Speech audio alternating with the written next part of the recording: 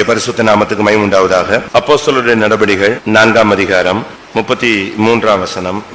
கர்த்தராகிய இயேசுவின் உயிர்த்தெழுதலை குறித்து அப்போஸ்தலர்கள் மிகுந்த பலமாய் சாட்சி கொடுத்தார்கள். அவர்கள் எல்லார் மேலும் பூரண கிருபை உண்டாயிருந்தது. அப்போஸ்தலருக்கு காலங்களிலே கிருபையின் பூரணம் இருந்த ஒரு காலம், பூரண கிருபை உண்டாயிருந்த ஒரு காலம். இந்த கிருபையை குறித்து நாம் இப்பொழுது சில காரியங்களை நாம் சிந்திக்கலாம். இன்றைக்கு வேத பாடத்துல கர்த்தர் ஒரு மனிதனுக்கு ஏன் கிருபை கொடுக்கிறார், அதை நாம் விளங்கிக் கொள்ள வேண்டியது அவசியம். கிருபை என்பது தேவனுடைய ஈவு. கிருபையினால் ரட்சிக்கப்பட்டீர்கள், இது உங்களால் உண்டானதல்ல, தேவனுடைய ஈவு. ஒரு எக்ஸ்ட்ரா ஆர்டினரி பவர். முடியாதவனுக்கு முடிய வைக்கக்கூடியது, இல்லாதவனுக்கு இருக்கிறதாய் மாற்றக்கூடியது, ஒண்ணுமில்லாதவனுக்கு உருவாக்கக்கூடிய ஒரு வல்லமை கொடுப்பது. இந்த கிருபை என்பது எது இல்லையோ அந்த இடத்தை அது நிரப்பும், எது முடியாதோ அதை முடிய வைக்கும், எதை செய்ய முடியாதோ அதை செய்ய வைக்கும். மனுஷனால முடியாதது, இல்லாவிட்டால் நம்முடைய அறிவினால, புத்தியினால, ஞானத்தினால, திறமையினால முடியாததை இந்த கிருபையை வைத்து தேவன் என்ன செய்கிறார்? செயல்படுத்துகிறார். ஏனென்றால் துர்க்குணத்தில் உருவாகி பாவத்தில் கற்பந்தரித்த மனிதனுக்கு பரிசுத்தம் என்ற பேச்சுக்கே இடமே கிடையாது. ஆனால் இந்த கிருபை வரும் பொழுது அந்த மனிதன் பரிசுத்தவனா என்ன செய்கிறான்? மாறுகிறான். அதனால இன்றைக்கு நாம் இந்த கிருபையை சிந்திக்க போறோம். நீங்க கிருபையை பத்தி ரொம்ப பிரசங்கங்கள்லாம் கேட்டிருப்பீங்க, அது நல்லது. ஆனா இந்த மாலை வேளையில மறுபடியும் ஒரு விஷயம் கிருபையை சிந்தித்துக் கொண்டிருப்பது நல்லது. உம்முடைய ஆலயத்தின் நடுவே, தேவனே உம்முடைய ஆலயத்தின் நடுவே உம்முடைய கிருபையை சிந்தித்துக் கொண்டிருக்கிறோம். ஒரு மனிதன் டெய்லி கிருபையை சிந்திக்கணும். ஏனென்றால் இந்த ரட்சிப்பு கிருபையினால் கிடைத்தது, இந்த அபிஷேகம் கிருபையினால் கிடைத்தது. இப்ப உயிரோடு இருக்கிறது என்னது? நிர்மூலமாகாது இருக்கிறது கர்த்தருடைய கிருபையே. அதனால எல்லாமே கிருபைதான். கிருபை இல்லாத ஒரு மனிதனுடைய வாழ்க்கை சிங்காசனத்துக்கு போய் சேர முடியாது. அதனால நமக்கு இந்த நாட்களில கிருபையின் மேல் கிருபை நமக்குள்ள உண்டாகிக்கொண்டே இருக்கணும். ஒரு நாள் உள்ள ஒரு கிருபையை வச்சுட்டு அடுத்த நாள் செயல்பட முடியாது. ஏனென்றால் வேதம் சொல்லுகிறது, நாள்தோறும் கர்த்தருடைய கிருபைகள், காலைதோறும் கர்த்தருடைய கிருபைகள், காலைதோறும் கர்த்தருடைய கிருபைகள் புதியது. அப்போ ஒரு நாள் முடிஞ்சிருச்சுன்னா அன்னைக்குள்ள கிருபை முடிஞ்சிருச்சு. நம்ம என்ன செய்யறோம் தெரியுமா? இந்த 7 நாளைக்கு முன்னால கிடைச்ச கிருபை என்னைக்காவது ஒரு நாள் 4 மணி ஜெபத்துக்கு வருவோம், என்னைக்காவது ஒரு நாள் ஆவியில நிரம்புவோம். காலையில பிரச்சனைனா காலையிலே எந்திரிச்சிருவோம், ஏன்னா தூக்கம் வராது பாத்தீங்களா? அன்னைக்கு மட்டும் ஜெபம் பண்ணுவோம், அன்னைக்கு மட்டும் நமக்கு கிருபை கிடைக்குது. இந்த கிருபையை வச்சுக்கிட்டு தான் நம்ம ஆளுங்க பாதி பேர் வருஷ கணக்கா ஓடுறான். நாள் கணக்கா இல்ல, வாரக்கணக்கா இல்ல, மாச கணக்கா இல்ல, அந்த என்னைக்கோ கிடைச்ச கிருபையை வச்சுக்கிட்டு தான் நம்ம ஆளுங்க பாதி பேர் எதுல ஓடுது? வருஷ கணக்கா போய்கிட்டு இருக்காங்க. அதனாலதான் அவங்களுடைய வாழ்க்கையில எந்த விதமான முன்னேற்றங்கள் இல்லை, அப்படியே அதே ஒரு தேக்க நிலையிலேயே இருப்பார். யோவான் சுவிசேஷத்துல நாம் பார்க்கும் பொழுது 1ஆம் அதிகாரம் 16ஆம் வசனம் சொல்லுகிறது, கிருபை மேல் கிருபை. 1:16. அவருடைய பரிபூரணத்தினால் நாம் எல்லாரும் கிருபையின் மேல் கிருபை பெற்றோம். கிருபையின் மேல் கிருபை இருக்கு. நாம் அந்த அனுபவத்தை நம்ம இந்த நாட்களில் பயிற்சி வைக்கணும். காலையில டெய்லி நம்ம கிருபையை பெற்றுக்கொள்ளணும். வேலைக்கு, பிசினஸ்க்கு, குடும்பத்துக்கு, பிரயாணத்துக்கு, சுகத்துக்கு, சமாதானத்துக்கு, இளைப்பாறுதலுக்கு, தெய்வீகத்துக்கு, பிரதிஷ்டைக்கு, ஜனங்கள் மத்தியில் ஜீவிக்கிறதுக்கு, சபை மத்தியில் ஜீவிக்கிறதுக்கு, கர்த்தருடைய வீட்டில் ஜீவிக்கிறதுக்கு, இப்படி எல்லாத்துக்கும் என்ன இருக்கு? ஒவ்வொன்றுக்கும் ஒவ்வொரு கிருபை இருக்கு. அந்தந்த கிருபை வரும்போது அந்தந்த மனுஷன் அந்தந்த இடங்கள்ல ஜெயிச்சுட்டு ஜொலிச்சுட்டு போயிடுவான், அழகா பிரகாசிச்சுட்டு போயிடுவாங்க. ஆனா அந்த கிருபை இல்லங்கும் போதுதான் அங்க ஒரு இருள் சூழ்ந்த பாதையை அவன் சந்திக்கிறான். அதனாலதான் அவருடைய பரிபூரணத்தினால் நாம் கிருபையின் மேல் கிருபை பெற்றோம். நமக்கு இந்த நாட்கள்ல எல்லாருக்குமே கர்த்தர் கிருபையை தான் நம்ம வண்டியை ஓட வைக்கிறார். இன்னும் சொல்ல போனா அதுதான் நமக்கு ஃபியூவல், எரிபொருளே இதுதான். புதிய ஏற்பாட்டு சபையினுடைய எரிபொருளே இதுதான், கிருபை. பழைய ஏற்பாட்டிலும் உண்மையான தேவனுடைய ஜனங்கள் இந்த கிருபையில தான் அவங்க பிரகாசிச்சாங்க.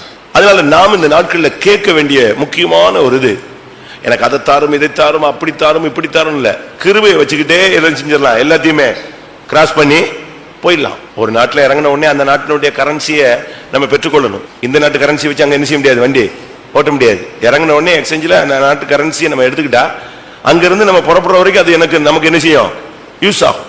அதுபோல ஒவ்வொரு நாளும் நீங்க இந்த கிருபையை பெற்றுக்கிட்டே இருக்கணும். ஒரு 10 நிமிஷம் இருந்தா அதை பெற்றுக்கலாம். அநேகருடைய ஸ்தோத்திரத்தினாலே கிருபை பெருகும். ஃபேமிலியா உட்காந்து காலையில ஸ்தோத்திரம் பண்ணிட்டு நம்ம ஃபேமிலியில எல்லாருக்குமே கிருபை கொடுத்துட்டாருன்னு அர்த்தம். அன்னைக்கு ஃபுல்லா அந்த கிருபையை வச்சுக்கிட்டு ரன் பண்ணிக்கிட்டே இருக்கலாம். எக்ஸாம் எழுதுறதுக்கு கிருபை வேணும், பிரயாணத்தை ஒரு போதிக்க, ஒரு டீச் பண்ண, ஒரு இடத்துக்கு போக, ஒரு காரியத்தை சாதிக்க, எல்லாத்துக்கும் நம்ம கையில கிருபை இருந்துச்சுன்னு சொன்னா நம்ம வின் பண்ணிக்கிட்டே போகலாம். ஒரு சிலர் கல்யாணம் ஆயிரும், ஆனா கிருபை இருக்காது. வாழ்க்கை என்ன செய்யும்? ஒரே டான்ஸ் தான், புயல் தான், டெய்லி பிரச்சனைகள் தான்.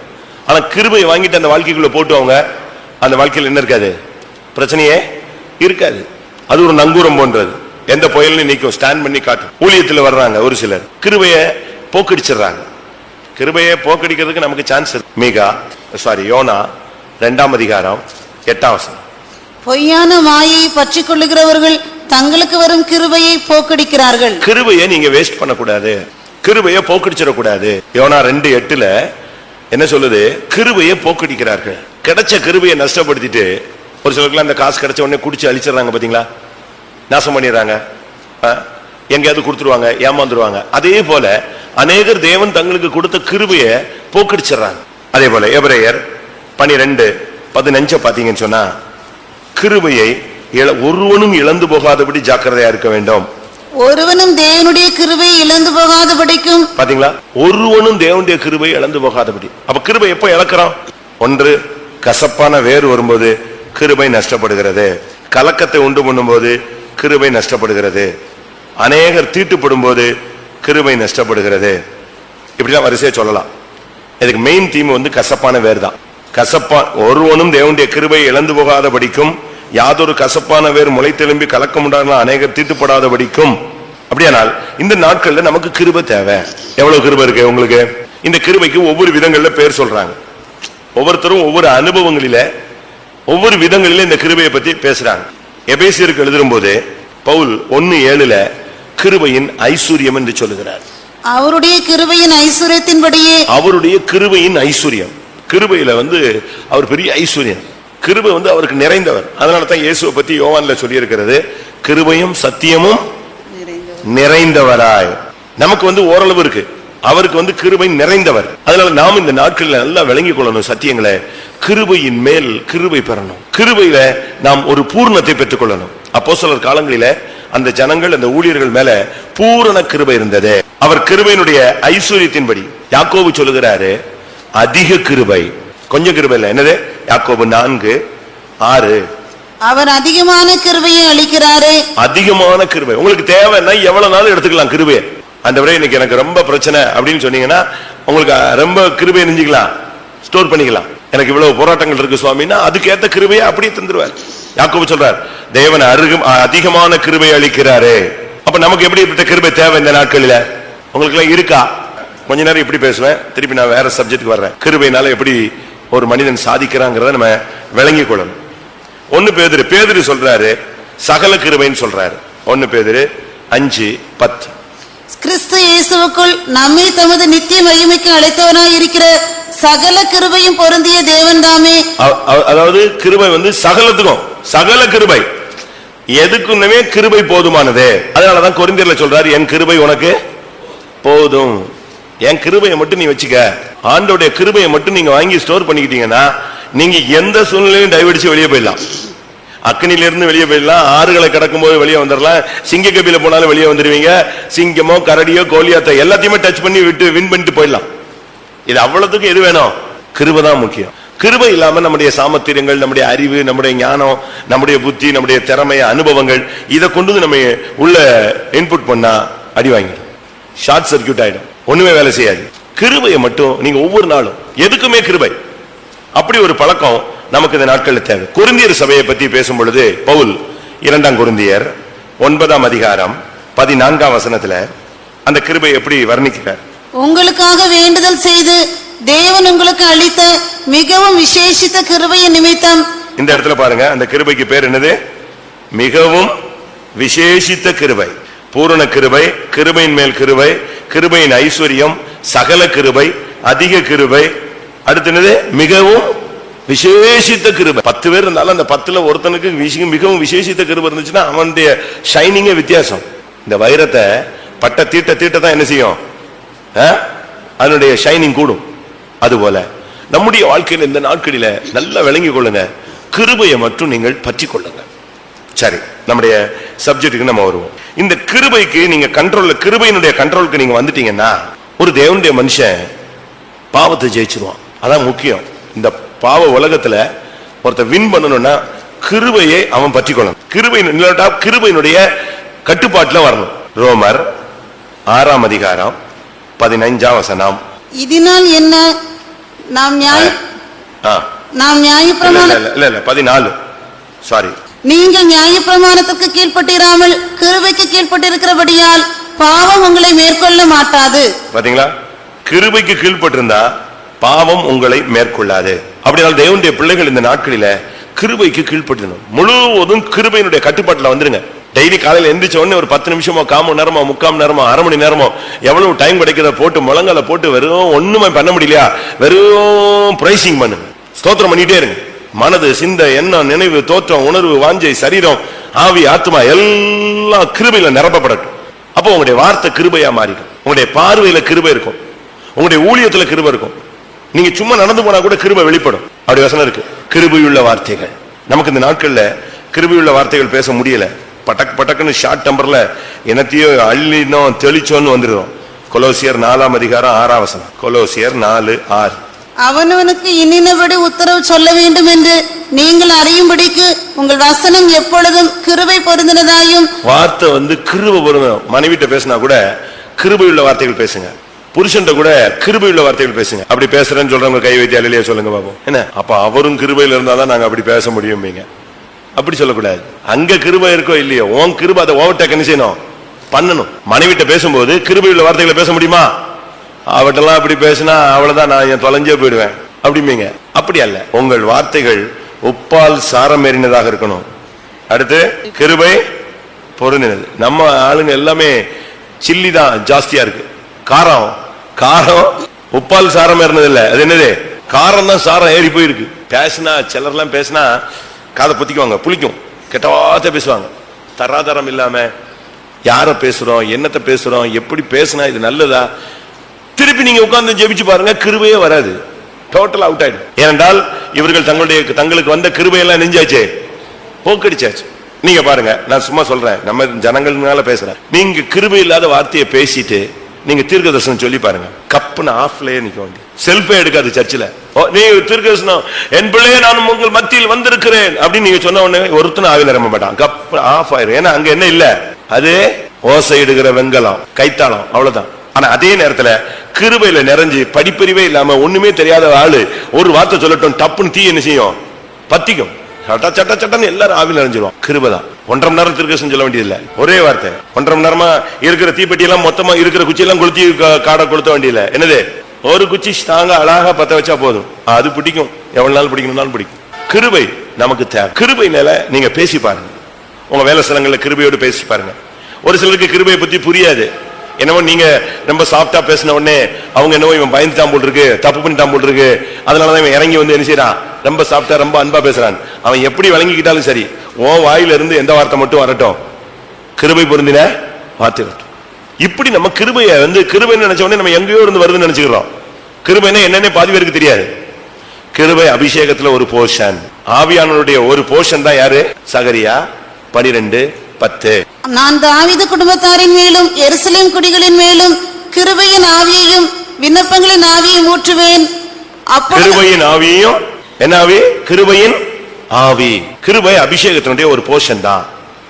நல்ல அபிஷேகத்துல நிரம்பி ஸ்தோத்திரம் பண்ணி ஆவியில் நிரம்பிட்டு இருக்கும் போது கிருபை உனக்கு நிரப்பிடும், ஃபில் பண்ணிடும். அந்த கிருபைய பரியாசம் பண்ணியோ, விளையாட்டு பண்ணியோ, கிண்டல் பண்ணியோ, கேலி பண்ணியோ, பாவத்துக்கு இடம் கொடுத்தோ நீங்க அதை விட்டுறக்கூடாது, வேஸ்ட் பண்ணிடக்கூடாது, வெடிப்புள்ள தொட்டியை தெரிந்து கொள்ளக்கூடாது. அந்த கிருபையை பாதுகாக்கணும். அந்த கிருபையை போக்கடிக்கிறதுக்கு பிசாசு பயங்கரமாக போராடுவான், எவ்வளவோ பண்ணுவான். ஆனா நல்ல கிருபை இருந்துச்சுன்னா உன் வாழ்க்கையில் இருக்கிற தோல்வியை ஒதுக்கும், தள்ளும். பாவம் உன்னை மேற்கொள்ளாது. பாவம் இருந்துச்சுன்னா அதை நிவர்த்தி ஆக்கும். நீதிமொழிகள் 16:6. கிருபையினாலும் சத்தியத்தினாலும் பாவம் நிவர்த்தியாகும். கிருபையினாலும் சத்தியத்தினாலும் பாவம் நிவர்த்தியாகும். பாவ நிவர்த்திக்கு கிருபை தான் வேலை செய்யுது. எத்தனை ட்ரிப் நம்ம அறிக்கை செஞ்சாலும் அந்த ஒரே மன்னிச்சிருங்கிறோம், அந்த கிருபை வந்த உடனே நெஞ்சிருது, அப்படியே அந்த நிவர்த்தி ஆயிடுது. அதனால இதுல இருந்து நம்ம விளங்கி கொள்றது என்னன்னா, தேவனுடைய கிருபையை நாம் அதிகமாய் சார்ந்து கொள்ள வேண்டும். நீங்க ஆண்டவரே எனக்கு அதை தாங்க, இதை தாங்க, அப்படி தாங்க, இப்படி தாங்க, ஒண்ணும் இல்ல. நீ கிருபையை மட்டும் ஸ்டோர் பண்ணிட்டே வா. அது பணத்தை நீ ஸ்டோர் பண்ண மாதிரி, பொக்கிஷத்தை சேர்த்து வச்ச மாதிரி. இதை நீங்க சேர்த்து வைக்க வைக்க வைக்க உங்களுடைய வாழ்க்கையில பெரிய மாற்றங்கள் உண்டாகும். சரி, இப்ப நம்முடைய சப்ஜெக்ட் வரும். கிருபையை ஒரு மனுஷனுக்கு இப்ப எனக்கு கொடுக்கிறாருன்னு வச்சுக்கோங்களேன், அதை கொடுத்ததுக்கு ஒரு நோக்கம் இருக்கு, ஒரு பர்பஸ்க்காக தான் கர்த்தர் அதை கொடுக்கிறார். உங்க மகனுக்கு கொடுக்கிறாரு, உங்க மகளுக்கு கொடுக்கிறாரு, புருஷனுக்கு கொடுக்கிறாரு, மனைவி கொடுக்கிறார், ஒவ்வொரு ஊழியர்களுக்கும் கொடுக்கிறாருன்னா அந்த ஊழியனை கொண்டு, அந்த விசுவாசியை கொண்டு, அந்த வாலிபனை கொண்டு கர்த்தர் ஒரு காரியத்தை செய்யறதுக்கு தான் அவன் என்ன செய்யறாரு? கிருபையில ஃபில் பண்றாரு. முதலாவது ஆதியாகமம் 6ஆம் அதிகாரம் 8ஆம் வசனம். நோவாவுக்கோ கர்த்தருடைய கண்களில் கிருபை கிடைத்தது. நமக்கு எல்லாருக்கும் இந்த சப்ஜெக்ட் தெரிஞ்ச கதை. ஃபர்ஸ்ட் அவனுக்கு கிடைச்சது என்னது? நோவா அப்படின்னு ஒரு ஆள் இன்ட்ரோடியூஸ் ஆன உடனே அவனுக்கு முதல்ல கிடைத்த அனுபவம் என்னது?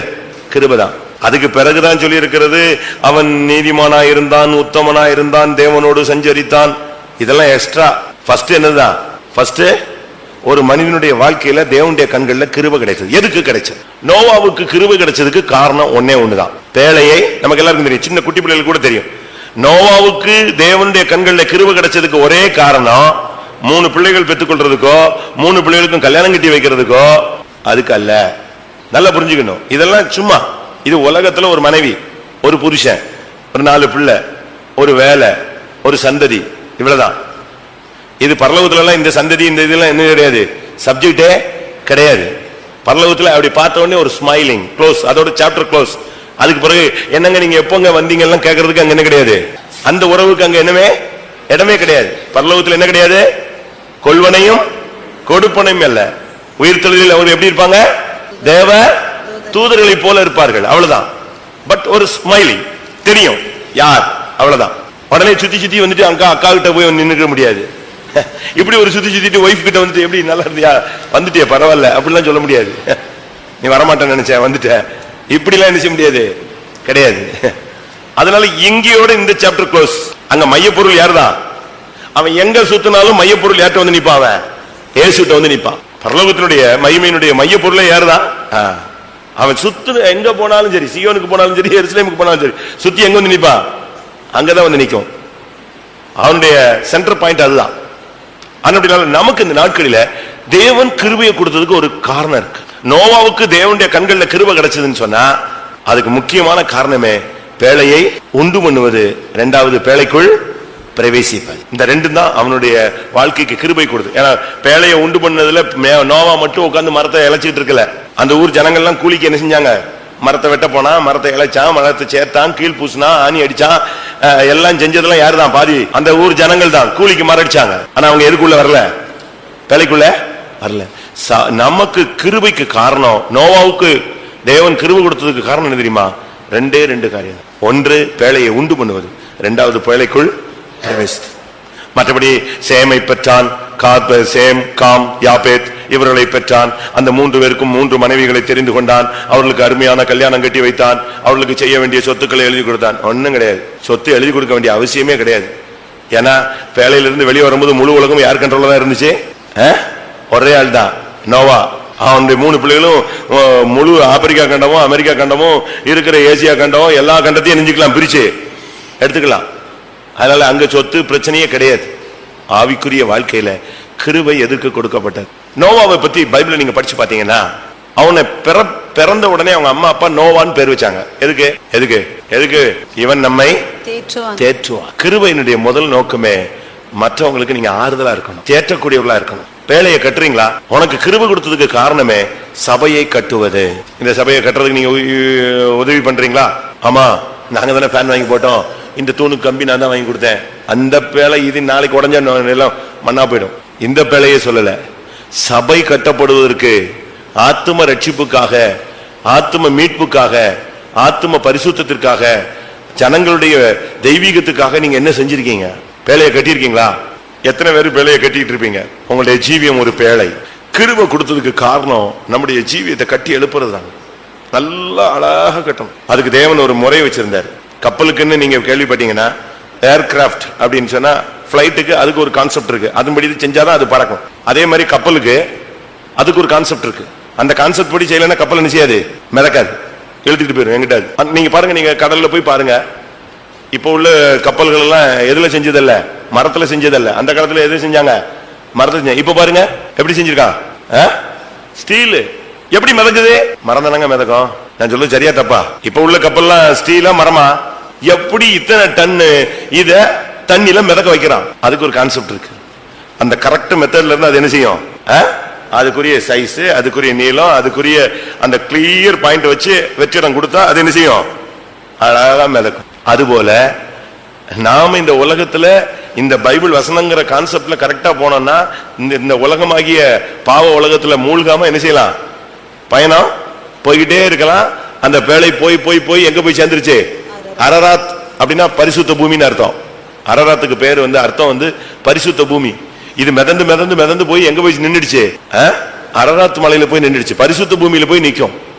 நமக்கு கிருபை கொடுத்ததுக்கு காரணமே உன்னுடைய ஜீவியத்தை கட்டி எழுப்புறது தான். பேழையே கட்டு, இந்த சபையை கட்டுங்க. இந்த சபையை உடைச்சிடாதீங்க, நாசரேத்து சபையை உடைச்சிடாதீங்க. நீங்க சண்டை போட்டு உங்க பிரஸ்டீஜ், உங்களுடைய மதிப்பு, உங்களுடைய காரியம், உங்களுடைய தனிப்பட்ட காரியத்துக்காக நீங்க வாக்குவாதமும் கருத்து வேறுபாடுகளும் கசப்புகளும் வச்சுக்கிட்டு நாங்க இன்னைக்கு இருப்போம், நாளைக்கு டிரான்ஸ்பர் ஆயிடுவோம். இது நாங்க காக்கா கூட்டம் மாதிரி. சூன் தட்டினா இந்த காக்கா எங்க போயிடும்? அடுத்த மரத்துக்கு போயிடும். ஆனா இங்க இருக்கிறீங்க பாருங்க, நீங்க தெளிவா இந்த சபையை கட்டணும். இல்லைன்னா தேவன் கணக்கு கேட்பார். இந்த சபையை கட்டாம நீ இப்படி பண்ணிட்ட, என் சரீரமாகிய சபையை அணிஞ்சிட்ட, நீ குத்திட்ட, விழாவுல குத்திட்ட, என் சரீரமாகிய சபையை கையில ஆணி அடிச்சுட்ட, என் சரீரமாகிய சபையை நீ நெஞ்சிட்ட. நான் இன்னைக்கு ஒரு புக் படிச்சேன். ஒரு போதகர் ரொம்ப அருமையா டீச் பண்ணுவாராம் பைபிள் காலேஜ்ல. ரொம்ப அருமையான டீச்சர். சரி, அவர் ஒவ்வொரு நாளும் ஒவ்வொரு விதங்கள்ல போதிப்பாராம். அப்போ அன்னைக்கு இவங்க ஸ்கூலுக்கு போனா, அந்த கிளாஸுக்கு போனா, கிளாஸ்ல ஒரு கன் இருந்து, ஒரே ஒரு கன். இருந்தாலும் இன்னைக்கு டீச்சிங் எது தூக்கிட்டு வந்துட்டாரு? பைபிளை பத்தி பிரசங்கம் பண்றதுக்கு எது தூக்கிட்டு வந்துட்டாரு? புரியுதா? தமிழ் கேக்குதா? துப்பாக்கி வச்சுட்டு இருந்தாலும் போதகத்துக்கு வந்திருக்காருன்னு யோசிச்சா, சோகத்துல அந்த துப்பாக்கி சுடுறதுக்கு டார்கெட் வச்சிருந்தாராம். எந்த இடத்துல சுடணும் அப்படி ஒரு கேப் கேப் கேப் கேப்பா கொடுத்து ஒரு இடம் இருக்கு. அப்ப சொன்னாரா, இத்தனை பேர் இருக்கீங்க இல்லையா, இத்தனை பேரும் போய் உங்களுக்கு யாரெல்லாம் பிடிக்கலையோ அவங்க படத்தெல்லாம் அதுல வரைங்கன்னாரா. உடனே எல்லாரும் போய் இஷ்டத்துக்கு எரிஞ்சிட்டாங்க. பக்கத்து வீட்டுக்காரன், கூட படிக்கிற பையன், கூட படிக்கிற பொண்ணு, எவ்வளெல்லாம் பிடிக்கலையோ மொத்தத்தையும் வரைஞ்சிட்டாங்க. ரைட்டு. இப்போ ஒவ்வொருத்தையும் துப்பாக்கி கொடுத்து ஒரு குண்டு ஃபில் பண்ணி, ஒரு புல்லட்டை ஃபில் பண்ணி அடிமாரு. அவங்க ரொம்ப கோபத்துல நினைச்சான், கரெக்டா அடிக்கிறான், பிச்சுக்கிட்டு போகுது அந்த ஆளு படத்துல. சரி, முடிஞ்சிருச்சு, ஓகே ரைட் அப்படின்னு அந்த டார்கெட் அப்படி கிழிச்சாரு. டார்கெட்டை கிழிச்சா உள்ள ஒவ்வொரு படத்துக்கும் பின்னால இயேசுவின் படம் இருந்துச்சான். ஒவ்வொரு படத்துக்கும் பின்னால அவர் ஏற்கனவே எதை வச்சுட்டாரு? இயேசுவின் படத்தை வச்சு மேல டார்கெட் வச்சு இவங்களை வரைய சொல்லியிருக்காரு. இது இவங்களுக்கு தெரியாது. இவங்க எல்லாம் பாரு எப்படி கரெக்டா அடிச்சு கிழிச்சிட்டேன் பாரு, உதட்டு கிழிஞ்சிருச்சு, கண்ணு கிழிஞ்சிருச்சு, எல்லாம் இவன் சொல்லி சிரிச்சுக்கிட்டு இருக்கான். எடுத்து விட்டாரு. உள்ள என்ன இருந்துச்சு? ஒரு படத்துல இயேசுவுக்கு கண்ணு இல்ல, ஒரு படத்துல இயேசுவுக்கு மூக்கு இல்ல, ஒரு படத்துல இயேசுவுக்கு விழாவே இல்லை. ஏன்னா இவங்க அடிச்சு அடியில எரிஞ்சிருச்சு எல்லாமே. இதுதான் நடந்தது. இதுதான் இப்போதைய இத்தனை வருஷம் நீ பைபிள் காலேஜ்ல படிச்சு உன் புத்தி நிலவரம் இதுதான் சொன்னாராம். வேணா வேர்ட் ஆஃப் கிரைஸ்ட் புக்கை படிச்சு பாருங்க. எதுக்கு இதை சொல்றேன்னா, நம்ம இந்த சிறியரில் ஒருவனுக்கு எதை செய்தீர்களோ அதை எனக்கே செய்தீர்கள். இந்த சபைக்கு நீங்க பாதிப்பு உண்டாக்குறீங்களா? இந்த பேழையை நீங்க கட்டுறீங்களா? இந்த பேழையை உடைக்கிறீங்களா? பேழையை அருமையா செஞ்சுட்டு கடைசியில நோவா ஒண்ணு செஞ்சாரு. ஏன்னா எல்லா பலகையும் இணைச்சாச்சு. இந்த பலகை கேப்புக்குள்ள தண்ணி வரக்கூடாதுன்னு எதை போட்டாரா? கீழ் பூசினார். அதான் முக்கியம். அன்பு திரளான பாவங்களை மூடும். பேழையை கட்டிட்டாங்க, அதுக்கு ஆணி அடிச்சாச்சு, கொப்பேர் மரத்துல செஞ்சாச்சு, 450 அடி நீளத்துல செஞ்சாச்சு, ஸ்டெப் ஸ்டெப் ஸ்டெப் ஸ்டெப்பா பண்ணியாச்சு, ஒரு கதவு வச்சாச்சு, எல்லாம் கரெக்ட். ஆனா இப்ப அது தண்ணியில மிதக்காது. மரம் தான், ஆனா மிதக்காது. ஏன்னா எல்லாத்துலயும் என்ன இருக்கு? கேப் இருக்கு. இதுக்கு கீழ் பூசினா, ஃபுல்லா கீழ் பூசினா. இந்த இவ்வளவு மரமும் இத்தனை வருஷமும் செஞ்சதுக்கு பலன் கிடைக்கணும், அது மிதக்கணும்னு சொன்னா எதுதான் தேவை? வாசிங்க ஆதியாகமம். எல்லாத்துக்கும் கீழ் பூசினா 6:14. நீ கொப்பேர் மரத்தால் உனக்கு ஒரு பேழை உண்டாக்கு, அந்த பேழையிலே அறைகளை உண்டு பண்ணி அதை உள்ளும் புறமுமாக கீழ் பூசு. உள்ளையும் பூசிரு, வெளியும் பூசிரு. தண்ணி எங்க இருந்து என்ன செய்யக்கூடாது? உள்ள வந்துடக்கூடாது. 1 பேதுரு 4:8. எல்லாவற்றிற்கும் மேலாக ஒருவரில் ஒருவர் ஊக்கமான அன்புள்ளவர்களாய் இருங்கள், அன்பு திரளான பாவங்களை மூடும். அன்பு திரளான பாவங்களை, எல்லா பலகையிலும் இருக்கிறதான கேப்ப அடைச்சது எதுதான்? இந்த கீழே. நமக்குள்ள பிரச்சனைகள் இருக்குங்க, பிரச்சனை இல்லாமலே கிடையாது. ஆனா இதை எதை வச்சு கரெக்ட் பண்ணிட்டே இருக்கணும்? ஓ அன்புல உன்னையால சரிப்படுத்த முடியல. பரிசுத்தாவிய தேவ அன்பு உன் உள்ளத்துல ஊற்றப்படும் பொழுது கசப்புகளை மறந்து இந்த பேழையை அழகா கட்டணும். நீங்க இந்த பேழைக்குள்ள நீங்கள் பிரவேசிக்கணும். ஏன் கிருபை கொடுக்கப்பட்டதனுடைய மெயின் ரீசன் அங்கே பேழையை கட்டுவது. அடுத்ததாக ஆதியாகமம் 24 அதிகாரம் 27 வசனம். என் எஜமானாகிய ஆபிரகாமின் தேவனாய் இருக்கிற கர்த்தருக்கு ஸ்தோத்திரம். அவர் தம்முடைய கிருபையையும் தம்முடைய உண்மையையும் என் எஜமானை விட்டு நீக்கவில்லை. நான் பிரயாணம் பண்ணி வருகையில் ஆபிரகாமுக்கு தேவன் கிருபையை விளக்கவில்லை. அவனுக்கு தேவனுடைய கண்கள்ல கிருபை கிடைத்திருந்தது. எதற்காக ஆபிரகாமுக்கு கிருபை கொடுத்தது? எதுக்காக? நம்ம நினைப்போம் ஊர் என்னும் கல்தேயர் தேசத்திலிருந்து கானானுக்குள்ள கொண்டு வர்றதுக்குன்னு. அப்படி அல்ல, வாக்குத்தத்த சந்ததிக்காகத்தான் அவனுக்கு அந்த கிருபை கிடைத்தது. 99 வருஷம் ஆச்சு, வயசாயிடுச்சு, கானானுக்குள்ள வந்தாச்சு, ஆனா இன்னும் பிள்ளை கிடைக்கல. அவனுக்கு தேவன் கிருபை கொடுத்ததுக்கு ஒரே காரணம் என்னது? அவன் சொல்றான், என் எஜமானாகிய ஆபிரகாமின் தேவனாய் இருக்கிற கர்த்தருக்கு ஸ்தோத்திரம். அவர் தம்முடைய கிருபையை என்னுடைய எஜமானை விட்டு நீக்கவில்லை. அவருக்கு ஆண்டவர் ஒரு குழந்தையை நெஞ்சிருக்கிறாரு, கொடுத்திருக்கிறாரு. அவன் சொல்றான், என்னுடைய எஜமானுக்கு கர்த்தர் நெஞ்சிருக்கிறாரு, ஒரு அருமையான குழந்தையை கொடுத்திருக்கிறார். அவருக்கு கல்யாணத்துக்கு தான் நான் இப்ப இவ்வளவு தூரம் பிரயாணப்பட்டு ஓடி வந்திருக்கிறேன்னு சொல்றான். அந்த சந்ததி தான் நமக்குள்ள வாக்கு தத்தம் நிறைவேறணும். கிருபை பெற்றா மட்டும் போதாது, நமக்குள்ள ஒரு சந்ததி உருவாகணும், ஜெயஜீவியம் வரணும். இத்தனை வருஷம் ஓடியும் நமக்குள்ள ஜெயஜீவியம் இல்லைன்னா எப்படி? ஜெயஜீவியம் உடனே நீங்க தப்பா விளங்கிடக்கூடாது. இன்னைக்கு நம்முடைய பெண்டிகாஸ்ட் லைன்ல ஜெயஜீவியம் அப்படின்னா ஒரு பெண்ணு ஒரு ஆணு தவறு செய்யறது, இதுதான் ஜெயஜீவியத்தை கெடுத்துட்டுன்னு நினைக்கிறாங்க. தப்பு. தூக்கத்துக்கு ஜெயிக்கிறது பேருக்கு என்னதுதான்? சாப்பாட்டு ஜெயிக்கிறதுக்கு பேரு என்னதுதான்? கோபத்தை ஜெயிக்கிறதுக்கு பேரு என்னதுதான்? இச்சைகளை கண்ட்ரோல் பண்றதுக்கு பேரு என்னதுதான்? ஜெய ஜீவியம் தான். வார்த்தை வரும்போது வார்த்தையை அடக்கிறதுக்கு பேரு என்னதுதான்? ஜெய ஜீவியம் தான். 100 மீட்டர் ஓடி ஜெயிச்சாலும் அதுக்கு ஜெயம் தான் பேரு. 1500 மீட்டர் ஓடி ஜெயிச்சாலும் அதுக்கு பேரு என்னதுதான்? ஜெயந்தான். குத்துச்சண்டையில ஜெயிச்சாலும் அதுக்கு பேரு என்னதுதான்? ஜெயந்தான். வாலிபால்ல ஜெயிச்சாலும் அதுக்கு பேரு ஜெயந்தான். அதனால ஏதோ ஒண்ணுலதான் நீங்க ஜெயஜீவியன் ஒண்ணு நான் பரிசுத்தமா இருக்கிறேன், நான் பரிசுத்தமா இருக்கிறேன், இதுவரை கர்த்தரை நித்திட்டு போடாமல். அப்ப இருக்கிறவங்க சண்டை போடுறியா? அது என்னது? ஒருத்தர் குத்திக்கிட்டே இருக்கிறோமே முள்ளு மாதிரி, அதுக்கு பேர் என்ன? அதுல ஜெயஜீவியம் கிடைச்சிருக்கா? யோசிச்சு பாருங்க. குற்றம் சொல்றோம், குறை சொல்றோம், வாக்குவாதம் பண்றோம், முறுமுறுக்கிறோம், காட்டி கொடுக்கிறோம், சிலுவையில் அறையிறோம். யூதாஸ் என்ன தப்பு பண்ணிட்டான் சொல்லுங்க? யூதாஸ் என்ன தப்பு பண்ணிட்டான்? விபச்சாரம் பண்ணிட்டானா? விபச்சாரம் பண்ணாரா? வேசித்தனம் பண்ணானா? சொல்லுங்க. இயேசுவை காட்டி கொடுத்தான், 30 வெள்ளி காசுக்காக காட்டி கொடுத்தான். பண ஆசையில் அவனுக்கு ஜெயஜீவே இல்ல. கேஎஸ் என்ன பண்ணிட்டான்? விபச்சாரம் பண்ணாம வேசித்தனம் பண்ணானா? ஒண்ணுமே இல்ல, போய் காசு வாங்கிட்டு வந்துட்டான். அது அவனை குஷ்ரோகியா மாத்தி ஊழியத்தை விட்டு வெளியே போச்சு. மும்மடங்கு ஆசீர்வாதத்தோடு ஆவியின் வல்லமையோடு ஊழியம் செய்யும்படியாக அழைக்கப்பட்ட கேயாசி நடுரோட்ல நின்னான், குஷ்ரோகியா. காரணம் என்ன? அவனுக்கு பணத்து மேல என்ன இல்ல, டிரெஸ் மேல ஜெயஜீவியம் இல்லை. டிரெஸ் மேல அவன் போய் சொல்றான், இப்பதான் எங்க எஜமான பார்க்க ஒருத்தர் வந்தாங்க, மாற்று வஸ்திரம் என்ன செய்யணும், இந்த டிரெஸ் வாங்கிட்டு வந்துட்டு கடைசியில எதை விட்டுட்டான்? மகிமையான ஊழியத்தை விட்டு குஷ்ரோகியாக வெளியே போனான்.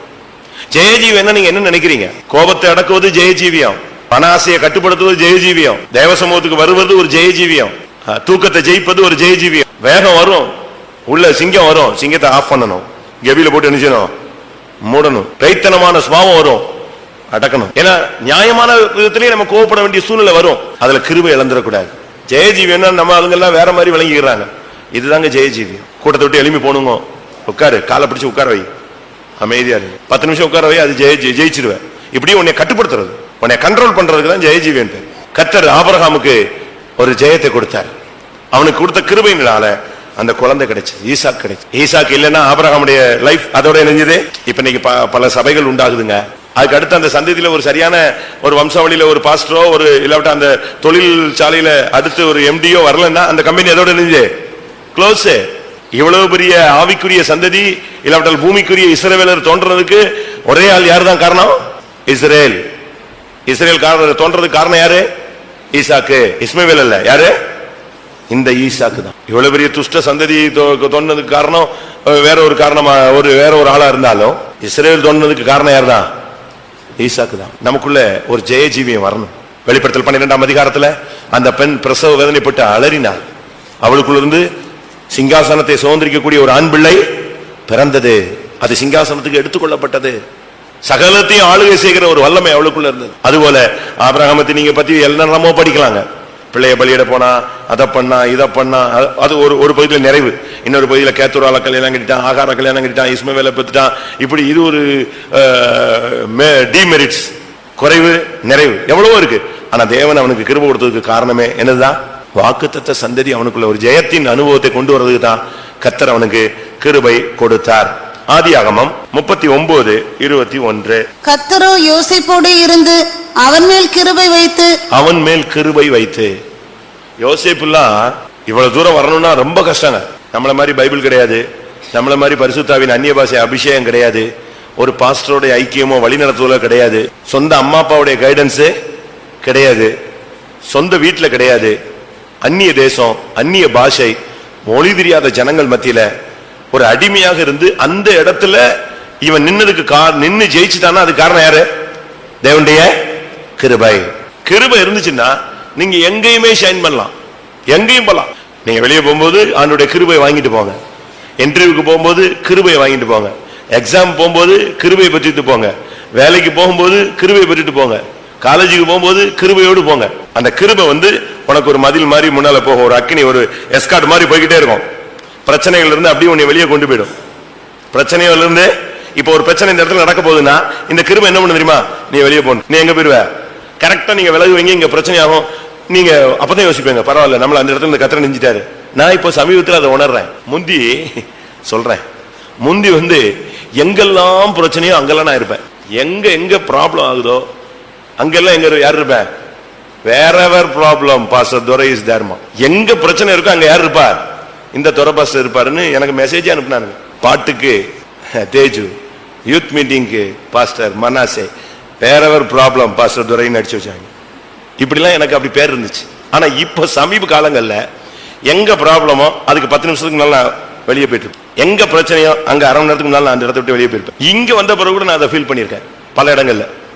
கரெக்டா அந்த டைம் வரும்போது என்னை தூக்கிட்டு வர ஆண்டவர். கிருபை இருந்துச்சுன்னா பிரச்சனையை விட்டு வெளியே போவேன். கிருபை இல்லைன்னா எங்க உட்காந்துட்டு இருப்ப? பிரச்சனை இல்லை, சென்டர் பாயிண்டே நீ தான் உட்காந்துருப்ப. மாட்டிக்கிட்டு உட்காந்து அழுதுகிட்டு கண்ணீரும் கம்பளையுமா புலம்பிக்கிட்டு பைத்தியம் முடிச்ச மாதிரி சுத்திட்டே இருந்தியா. கிருபை இருந்துச்சு அழகா உன்னை வெளியே கொண்டு போயிடும். எல்லாரும் உன்னைய சுத்தி சுத்தி வருவாங்க, ஆனா நீ அங்க இருக்க மாட்டேன். எத்தனை பேருக்கு அப்படி கிருபை வேணும்? கிருபை தான் நம்முடைய வாழ்க்கை. யோசேப்பை பாருங்க, கிருபை தான். 17 வயசுல அவன் வீட்டை விட்டு வெளியே வர்றான், ஒரு டீனேஜ். ஆதியாகமம் 17 வயசுல இருந்துதான் அவனுக்கு தரிசனம், டேர்னிங் பாயிண்டே கிளம்புது. டீனேஜ்ல தான் அவனுக்கு இந்த ப்ராப்ளம் கிளம்புது. அவனை வீட்டை விட்டு அவங்க அப்பா சரி வா உன்னை நான் அனுப்புறேங்கிறார். 37ஆம் அதிகாரம் 2ஆம் வசனம். யாக்கோபுடைய சந்ததியின் வரலாறு. யோசேப்பு 17 வயதிலே, யோசேப்பு 17 வயசுல ஆடு மேய்க்க வந்துட்டான். அங்கதான் சொப்பனம் தொடங்குது. அண்ணன் தம்பியை பத்தி கதையை சொல்றான். இப்ப அண்ணன் தம்பி வேற இடத்துக்கு போறாங்க, இங்க அனுப்புறாங்க. இந்த 17 வயசுல இவனை குழியில போட்டு வித்து இல்லாத கெட்ட பேரெல்லாம் கொடுத்து சிறைச்சாலை தூக்கி வச்சாச்சு.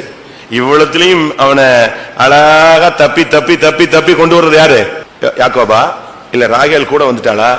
இல்ல ஏதாவது அண்ணன் தம்பி ரகசியமா சப்போர்ட் பண்ணிட்டானா? இல்ல இவன் ஜாதியோ ஜனமோ சொந்தக்காரனோ இவன் பாஷக்காரனோ எவனாவது ஒருத்தவனுக்கு சப்போர்ட் பண்ணானா? ஒண்ணுமே இல்ல. ஒன்னே ஒண்ணுதான் கூட இருந்துகிட்டே இருந்துச்சு. என்னது? தேவனுடைய கிருபை தான் கூட இருந்துச்சு. அழுவான், குழியில கிடந்துட்டு ஓன்னு அழுதான், கத்துனான், கெஞ்சினான். பைபிள் அப்படி சொல்லுது. இந்த 10 அண்ணன் தம்பியும் யோசேப்புக்கு முன்னால் நிற்கும் போது, ஏன்டா இப்படி ஒரு பிரச்சனை நம்ம வாழ்க்கையில வந்துச்சுன்னு ஒருத்தன் கேட்கறான். இன்னொருத்தன் சொல்றான், ஏண்டா அவன் தான் குழியில கிடந்துட்டு கத்துனானே, ஒரு பயலாவது கேட்டீங்களா? அவனுக்குள்ளேயே பேசிக்கிறாங்க. இவன் கிட்ட வந்து கேட்டுக்கிறான். ஆதியாகமம் 42:21. நம்முடைய சகோதரனுக்கு நாம் செய்த துரோகம் நம்மேல் சுமந்தது. அவன் நம்மை கெஞ்சி வேண்டிக் கொண்ட போது அவனுடைய மன வியாகுலத்தை நாம் கண்டும் அவனுக்கு செவி கொடாமற் போனோமே. அழுறான், கெஞ்சுறான், என்னை காப்பாத்திருங்க, என்னை வித்துறாதீங்க, ஐயோ என் அப்பா விட்டு அனுப்பிடுங்க, என்னெல்லாமோ கெஞ்சி பார்த்தான். அப்படியே கல் மனமா விட்டுட்டான். ஆனா அவன் கிருபையை பிடிச்சுக்கிட்டான்.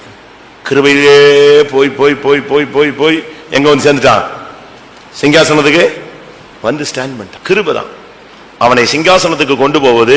அந்த கிருபையின் நோக்கம். யோசேப்புக்கு கிருபை கிடைச்சதுக்கு காரணம் என்ன? அவனை எங்க கொண்டு போனோம்? சிங்காசனத்துக்கு கொண்டு போனோம். ஒன்னு பேழையை கட்டுறதுக்கு கிருபை கொடுக்கிறாரு, ரெண்டாவது ஜெயஜீவியம் பண்றதுக்கு கிருபை தர்றாரு. பேழையை கட்டி எழுப்புவது, பேழைக்குள் பிரவேசிப்பது, உன்னை ஆலயமாக மாற்றுவது, நீயே ஆலயமாய் ஜீவிப்பது. அடுத்து உன்னுடைய வாழ்க்கையில நீ சபைக்குள்ள இருப்பது, சபையை கட்டி எழுப்புவது. அடுத்து யோசேப்புக்கு கிருபை கொடுத்தது. எப்படினாலும் சரி அவனுடைய ரூட்டை நீங்க பாத்தீங்கன்னா அது சிங்காசனத்துக்கு போற ரூட்டே கிடையாது. வீட்டுல அப்பா கூட இருக்கிறான் செல்ல பிள்ளையா, அங்க எங்க சிங்காசனம் இருக்கு? நாடோடைய ஜிப்சி குரூப், இவங்க பரதேசிகள்னு அவங்களே சொல்றாங்க. நாங்க பரதேசி குரூப், சுத்திட்டே இருப்போம், எங்கெல்லாம் விளைச்சல் இருக்கோம் அங்கெல்லாம் போய் என்ன செய்வோம்? தங்குவோம். இதான் யாக்கோபனுடைய அறிக்கை. ஆனா இவனை சிங்காசனத்துக்கு கொண்டு போறதுக்கு இவனை அங்க அனுப்பி அங்க குழியில போட்டு அதுல ரூபன் கிடந்து மல்லு கட்டி, கொன்றாதீங்கடா கொன்றாதீங்கடா கொன்றாதீங்கடா, இவனை கொன்றாதீங்க, என்ன பண்ணலாம்? அப்ப வித்துருவோம், சரி வித்துரு. உடனே இவங்க எல்லாம் சேர்ந்து வித்துட்டான். இவ்வளவுத்துக்கு தாண்டி போனதுக்கு கர்த்தர் அவனை ஒரே பாயிண்ட்டுக்கு தான் கிருபை கொடுத்தாரு. எதுக்கு? இவன் அதை விட்டுட்டு போத்திபார் மனைவி அங்க எங்க போயிட்டு இஷ்டத்துக்கு போனான்னா சிங்காசனம் கிடைச்சிருக்குமா? கிடைக்குமா? கிடைக்காது. அந்த கிருபை அவனை பாவத்தை மேற்கொள்ள வைத்தது. பாவத்தை ஜெயிச்சுட்டான் அந்த இடத்துல. எதை வச்சுதான்? வாலிப பிராயத்தை வச்சு இல்ல, எதை வச்சு? கிருபையை வச்சு பாவத்தை ஜெயிச்சு சிங்காசனத்துக்கு போயிட்டான். அதனால கிருபை எதுக்கு கொடுத்தாருன்னு தெரியாம நம்ம எங்கிட்டாவது போயிடக்கூடாது.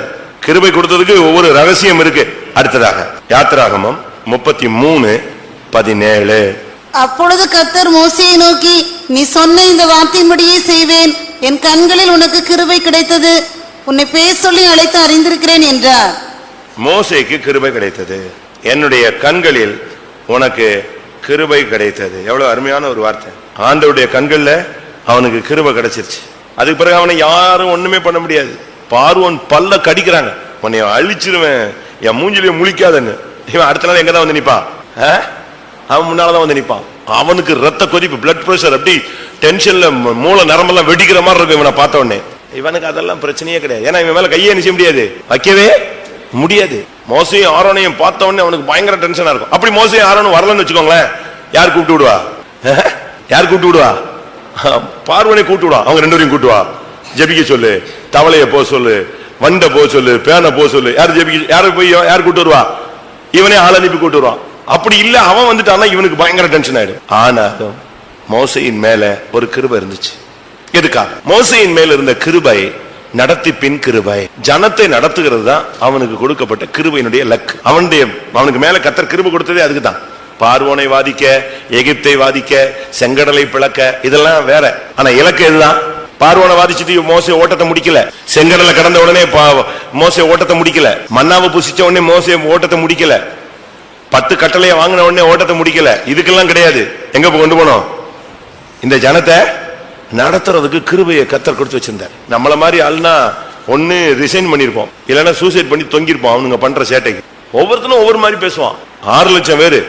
ஒருத்தன் சொல்லுவான், நீ உன்னை உயர்த்துகிறாய் அப்படிமா. இன்னொருத்தன் சொல்லுவான், நீ என்ன செய்ய மிஞ்சி போகிறாய் அப்படிமா. இன்னொருத்தன் சொல்லுவான், கர்த்தர் ஒன்ட்டதான் பேசுறாரா, எங்கிட்ட பேச மாட்டாரோ அப்படிமா. இப்படி ஒவ்வொன்னா பேசி இவனை டென்ஷன் ஆக்கி விட்டுருவாங்க. இவன் அப்படியே ஆட்டுக்குட்டி மாதிரி உட்கார்ந்துட்டு, இல்ல நீங்க அப்படி சொல்லாதீங்க, இப்படி சொல்லாதீங்க, அப்படி சொல்லாதீங்கம்மா. ஆனா இதே பழைய மோசையா இருந்தா நினைஞ்சிருப்பான், ஒரே வெட்டி வெட்டி போடுவான். கர்த்தர் இந்த கிருபை அவனுடைய சுவாவத்தை மாத்தி இந்த ஜனத்தை நடத்துறதுக்கு வச்சார். ஆனா ஒரே ஒரு வருத்தம் என்ன தெரியுமா? ஒரு லிமிட்ல இவனால கண்ட்ரோல் பண்ண முடியாம தப்பிட்டான். அவன் சொல்றான், இந்த ஜனத்தை நான் பெற்றேனா, இந்த ஜனத்தை நான் சுமக்கணுமா, இவங்களை ஏன் தூக்கிட்டு அலையணும், எனக்கு எதுக்கு இந்த வேலை அப்படின்னா. அப்பதான் ஆண்டவர் சொன்னாரு, சரி அப்படின்னா உன்கிட்ட இருக்கிற ஆவியெல்லாம் நான் எடுத்து யார் மேல வச்சிடறேன்? ஒரு 70 பேர் மேல வச்சிடறேன். 70 பேர் மேல வைக்கக்கூடிய ஆவி யார் மேல இருந்துச்சு? ஒரு ஆள் மேல. அளவில்லாத கிருபை. அந்த கிருபை இருக்கும்போது அவனுக்கு கோபம் வராது. அந்த கிருபை இருக்கும்போது அவசரப்பட மாட்டான்.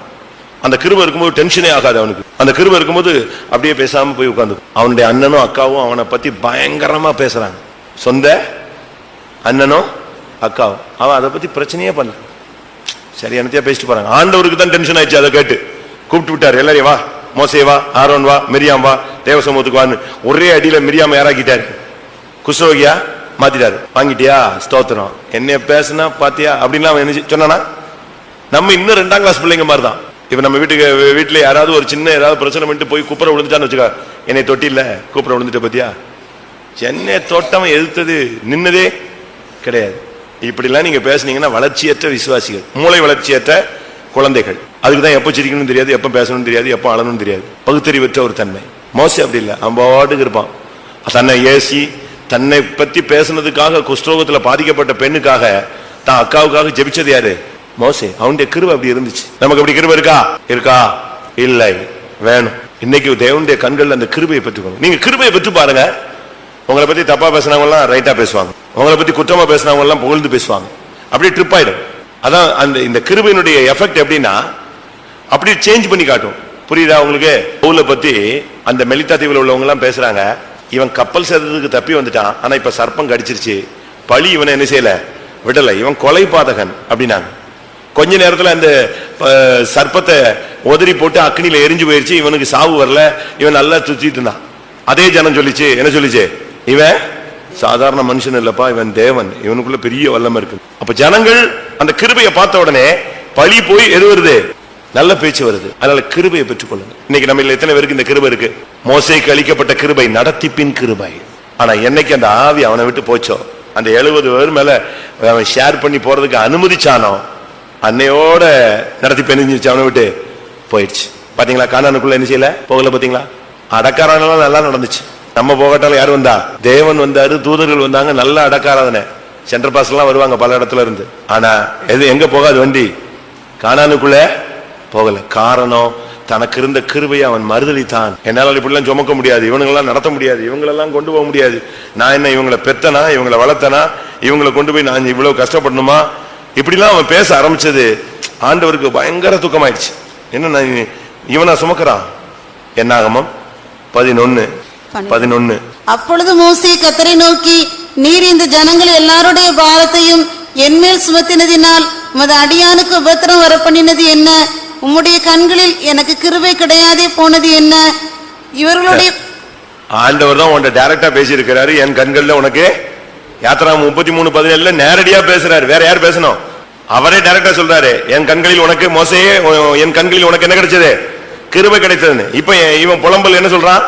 எனக்கு கிருபை கிடையாமல் போனது என்ன? கிருபையை வச்சுக்கிட்டு கிருபை கிடைக்கலன்னு சொன்னா எப்படி? அப்பதான் பார்த்தாரு ஆண்டவர், சரி ரைட், இவன் கிருபையை மறுதலிச்சிட்டான். பைபிள் என்ன சொல்லு தெரியுமா? உள்ளவனுக்கு கொடுக்கப்படும், இல்லாதவனுக்கு இருக்கிறதோ எடுக்கப்படும். இவனுக்கு கர்த்தர் ஃபுல்லா கொடுத்து வச்சிருந்தாரு, இவன் இல்லைன்னு சொன்னான். எனக்கு கிருபை கிடைக்கல, என்ன எப்படி ஒரு நிர்பந்தமான சூழ்நிலை கொண்டு வந்துட்டீங்கன்னு. உடனே ஆண்டவர் சொன்னாரு, ரைட், நீ ஒருத்தனா இதை சுமக்காது, நான் உன்னோட கூட சுமக்கிறதுக்கு ஆள் வைக்கிறேன்னு சொல்லிட்டு இவன் இருந்து அபிஷேகத்தை எடுத்து வச்சாரு. இப்ப யாராயிட்டான்? அந்த 70 பேர்ல ஒரு ஆள் ஆயிட்டான். நீங்க எப்ப முடியாது, இந்த விசுவாச பாதையில முடியாது, தெரியாது, வேண்டாம், ஐயோ அப்படின்னீங்கன்னா அப்படியே ஒன்று இருக்கிற 70 போர்ஷன் சர்ன்னு வெளியே போயிடும். அதுக்கு பிறகு உனக்கு கானான் தரிசனத்துல கூட கிடைக்காது. அவன் சொல்றான், அந்த மலையில ஏறி பார்க்கட்டுமா? இல்ல அந்த தேசத்துல நான் கால் வைக்கட்டுமாங்கிறான். மலையில வரைய எட்டிப்பாரு. அது என்ன, மலையில ஏறி பார்த்தா எது தெரியும்?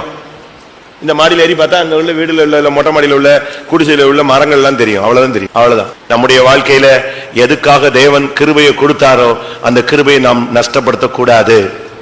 மோசேக்கு கொடுத்த கிருபையை லாஸ்ட் மினிட்ல விட்டுட்டான். அதாவது 40 வருஷம் விசுவாசியா இருப்பாங்க, கடைசி நாள், கடைசி 1 மாசம் 2 மாசத்துல விசுவாசத்தை விட்டுருவாங்க. இதுதான் இந்த கடைசி நேரத்துல விழுகிற பெரிய விழுகை. 40 வருஷம் விசுவாசம் விசுவாசம் விசுவாசமாங்க. கரெக்டா அந்த 1 மாசம் சாவறதுக்கு முன்னால ஆள் எங்க போயிடும்? விசுவாசத்தை விட்டுரும். அப்ப இவ்வளவு நாள் ஓடினது என்ன ஆயிருது? மோசே நல்லா வந்தான், ஆண்டவரே சாட்சி கொடுத்தாரு, அவனை போல சாந்த குணம் உள்ளவன் ஒருவனும் இல்லை. ஆனா கடைசியில கண்மலையை அடிச்சு அந்த சாந்த குணத்தை கெடுத்து நான் பெற்ற நான் புலம்பி அபிஷேகம் எல்லாம் அவனை விட்டு போய் கடைசியில கர்த்தர் சொன்னாரு, நீ அந்த நல்ல தேசத்தில் கால் வைக்க மாட்டாய். கிருபையை கடைசி நேரத்தில் போக்கடித்த ஒரு நபர் யாரு? மோசே. இதே போல இன்னொரு ஆளும் கிருபையை போக்கடிச்சான். அவனையும் சொல்லிடுறேன். ஆதியாகமம் 19ஆம் அதிகாரம் 19. ஆதியாகமம் 19:19. லோத், உமது கண்களில் உமது அடியேனுக்கு கிருபை கிடைத்ததே, என் பிராணனை காக்க தேவரீர் எனக்கு செய்த கிருபையை பெரிதாக விளங்க பண்ணினீர். பாத்தீங்களா? லோத்து சொல்றான், உம்முடைய கண்கள்ல எனக்கு கிருபை கிடைச்சது, என் பிராணனை காக்க இவ்வளவு பெரிய கிருபை செஞ்சிருந்து. ஆனாலும் இந்த லோத்துக்கு இந்த சோதோமு சோவாறு இதை விட்டுட்டு வரவே முடியாது. அவனை காப்பாத்துறது தேவனுடைய லக்கு. அவனை எப்படியாவது கானானுக்குள்ள கொண்டு போகணும். யார? ஆபிரகாம், லோத்து 2 பேரும் தான் பயணத்துல வராங்க. 2 பேருக்கும் ஆடு மாடு இருக்கு, 2 பேருக்கும் மேய்ப்பர்கள் இருக்காங்க. 2 பேருடைய ஆசீர்வாதமும் பூமி தாங்கக்கூடாத அளவுல ஆசீர்வாதம் இருந்தது. சின்ன வாக்குவாதங்கள், பிரச்சனைகள்ல யார் பிரியறா? லோத்து பிரியறான். சோதோமுல போய் செட்டில் ஆயிட்டான். கர்த்தர் அந்த சோதோமின் ராஜாவை பிடிபட வைத்து, லோத்தையும் பிடிபட வைத்து, ஆபிரகாமை வச்சு அவன் என்ன செய்யறாரு? விடுதலையாக்குறாரு. அது எதுக்காக சொல்லுங்க? எப்படி ஆயினும் லோத்தை எங்க கொண்டு போனோம்? எப்படி ஆயினும் கானானுக்குள்ள கொண்டு போகணுங்கிறதுல கர்த்தர் கவனமா இருக்கிறார். அதே போல ஆபிரகாம் அந்த விஷயத்துல ரொம்ப கவனமா இருக்கிறான். ஆண்டவர்ட்ட போய் கேட்கிறான், 50 நீதிமான் இருந்தா நீங்க அழிப்பீங்களா? 40 பேர் இருந்தா அழிப்பீங்களா? 30 பேர் இருந்தா 10 பேரு? இப்படி வந்துட்டான். கடைசியில லோத்துங்கிற பேர் என்ன செய்யல, சொல்லல. அந்த நிலவரத்துக்கு அவன் போராடி பார்க்கிறான். ஆனாலும் விடுதலை கிடைச்சு மறுபடியும் அவனை கொண்டு வந்தாலும் அவன் எங்கதான் போய் நிக்கிறான்? திருப்பி ஆபிரகாம் ஒரு யுத்தம் பண்ணி பார்த்தான், அதுல ஜெயம் கிடைச்சது. திருப்பி லோத்து எங்க போயிட்டாரு? எங்க போயாச்சு? திரும்பவும் சோதம். சரி, அடுத்து ஆபிரகாம் ஜெபிச்சு பார்க்கிறான், கர்த்தாவே எப்படியாவது அவனை தப்பு வைக்கணும். அதுக்காக கர்த்தர் 2 தூதர்கள் அனுப்பி யாரை இழுக்கிறாரு? லோத்து. லோத்துடைய கைய ஒரு தூதன் பிடிச்சுக்கிட்டான், அவன் மனைவியுடைய கைய இன்னொரு கையில பிடிச்சுக்கிட்டான், இன்னொரு தூதன் 2 பொம்பளை பிள்ளைகளை கைய பிடிச்சுக்கிட்டான், இழுத்துக்கிட்டு வரான். எப்படியாவது இவனை நான் வெளியே அனுப்பிச்சிடுறேன், கொண்டு போயிறேன். அவன் அங்க வச்சுக்கிட்டு இவன் கிருபையை பேசுறான், என்னை வெளியெல்லாம் கொண்டு வந்துட்டீங்க, நல்லது, நான் அந்த மலைக்கு ஓடி போக மாட்டேன், இந்த சோவாருக்கு போறேன், சோவாரிட்டு இருக்கேன். முடிச்சுட்டானா, போய் அன்னையோட அவன் லைஃப். கிருபைய கர்த்தர் உன்னைய பாதுகாக்கிறார், ஆபத்துல இருந்து விளக்குறார், வியாதியை கொடுத்து உன்னை திருப்புறாரு, பிரச்சனைகளை கொடுக்கிறாரு, அடி கொடுக்கிறாரு, சிக்ஷை கொடுக்கிறாரு, உன்னைய கண்ட்ரோல் பண்றாரு. எப்படியாவது நீ இந்த கிருபையின் வட்டத்துக்குள்ள வந்து எங்க வரணும், ஜீவ பாதையில வந்து நிக்கணும் தான் ஆண்டவர் நோக்கம் வைக்கிறார். ஆனா உனக்கு காண்பிக்கிற கிருபையை நீ எப்படி யூஸ் பண்ற, உலக பிரகாரமா மாம்சீகமா, இன்னும் உன்னை டெவலப் பண்றது தான் ட்ரை பண்றே தவிர ஜீவ பாதைக்கு வருகிறதுக்கு அந்த கிருபையை யூஸ் பண்ண மாட்டேன்னு என்கிறாய். நமக்கு கொடுக்கப்பட்ட கிருபையை நம்ம எப்படி யூஸ் பண்றோம்?